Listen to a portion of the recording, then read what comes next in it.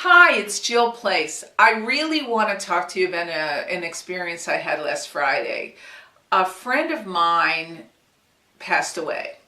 Not only was he a friend of mine, but he was a UCLA theater professor for 40 years. He was chairman of the department for a while. He was teacher of the year at UCLA for 6 years running. He was a guy who totally found his calling in life and knew how to live that to the hilt.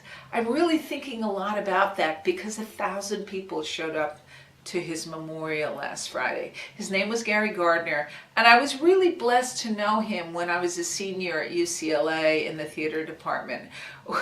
We started talking like instantaneously when we met each other. It was so bizarre, and we loved musicals, and we sang them everywhere, especially the Lions and Tigers and Bears. Oh my! Thing from The Wizard of Oz. He wrote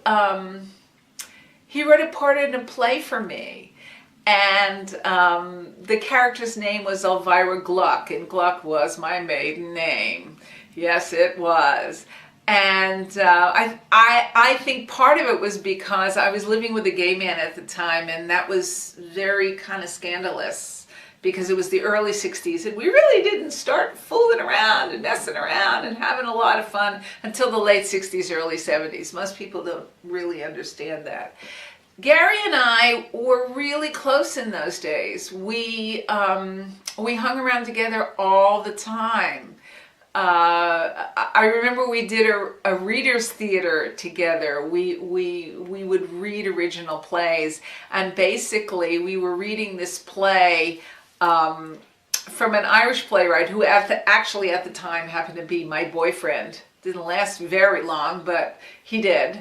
And basically, I didn't realize until we started reading the play that on stage, in front of an audience, that Irish people sing like 48 verses of whatever song they decide to sing, and the drunker they get, they make them up. So we're standing on stage with our scripts, listening to the 48 verses of whatever Irish song that was playing. Actually, I think they were playing it on a phonograph. I don't think actually anybody was singing it. Gary leans on me, looks up into the flies of the theater and says, "Oh my God, I've been here so long, my clothes are going out of style." That was Gary. That was just Gary. He was just amazing. And later on that night, the cast and all the friends of the playwright went to an Irish pub, of course, and they actually did start singing 48 verses of the latest whatever song, Irish song. And not to be outdone, Gary and I got up on the table and sang and soft shoed Bye Bye Blackbird. That was Gary. I don't think I would have ever done that without Gary.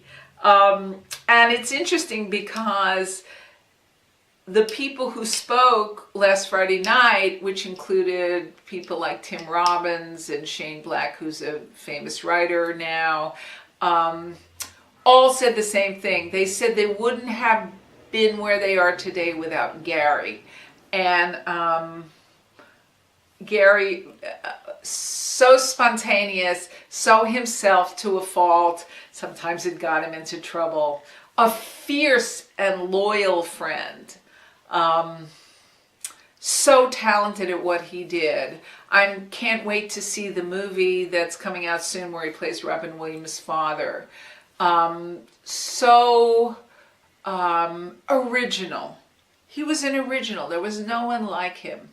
And he absolutely, positively was beyond passion about teaching and about musical theater. He started a whole program at UCLA and then got an estate to fund it. That was Gary.